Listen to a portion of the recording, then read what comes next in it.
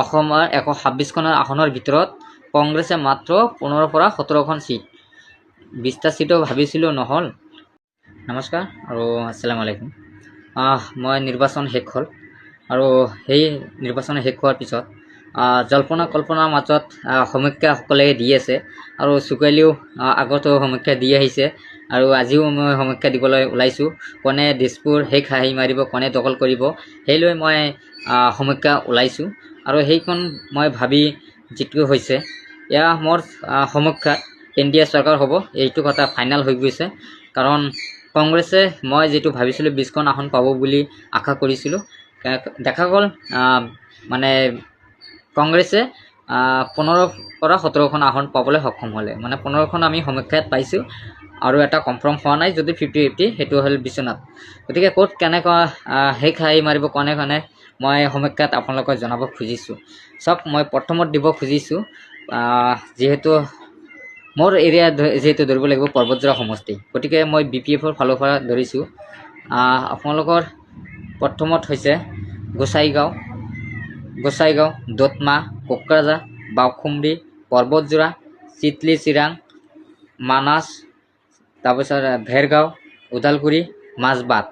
এয়া হ'ল BPFৰ 10খন আসন সম্পূৰ্ণ ফাইনেল হৈ গ'ল। UDF ধুবুৰী,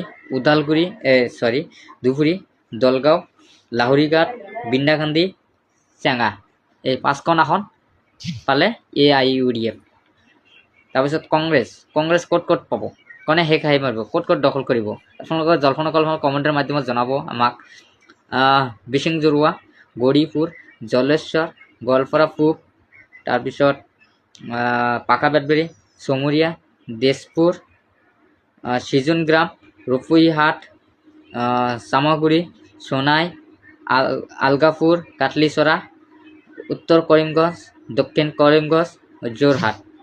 আৰু এটা মানে বিশ্বনাথটো মানে ফাইনেল হোৱা নাই, সেইটো আমি দিব নোৱাৰিম। গতিকে এয়া 15খন আসন কংগ্ৰেছৰ। UPL তামোলপুৰ, ৰাজ্যৰ দল ধিং, TMC মন্দিয়া সমষ্টি। এইখন পালে অসমৰ 126খন আসনৰ ভিতৰত কংগ্ৰেছে মাত্ৰ 15 পৰা 17খন চিট, 20টা চিটো ভাবিছিলোঁ নহ'ল। গতিকে সেইহতে আৰু কি ক'ম, ক'বলগীয়া নাই। গতিকে এয়াই হৈছে মেইন কথা, 15 পৰা 17খন আসন মানে পাব কংগ্ৰেছৰ। গতিকে ক'বলগীয়া নাই। গতিকে পৰ্বতজোৰাত ধন্যবাদ জনাইছোঁ, ৱেলকাম, থেংক ইউ ছ' মাছ। যিহেতু পৰ্বতজোৰাত BPF জিকিলে, গতিকে অল দ্য বেষ্ট থাকিল মোৰ কাৰণে। যিহেতু ভাল লাগিছে আৰু শুভেচ্ছা দিব লাগে, জনে যিয়ে নহওক, শেষ হাঁহি মাৰিলেতো শুভেচ্ছা দিবই লাগিব। গতিকে শেষ হাঁহি মাৰিব পৰ্বতজোৰাত BPFে। গতিকে এয়া আমাৰ সমীক্ষা আৰু সকলোকে আমাক ফ'ল' কৰিব, শ্বেয়াৰ কৰিব, কমেণ্টৰ মাধ্যমত জনাব কিবা থাকিলে। ধন্যবাদ।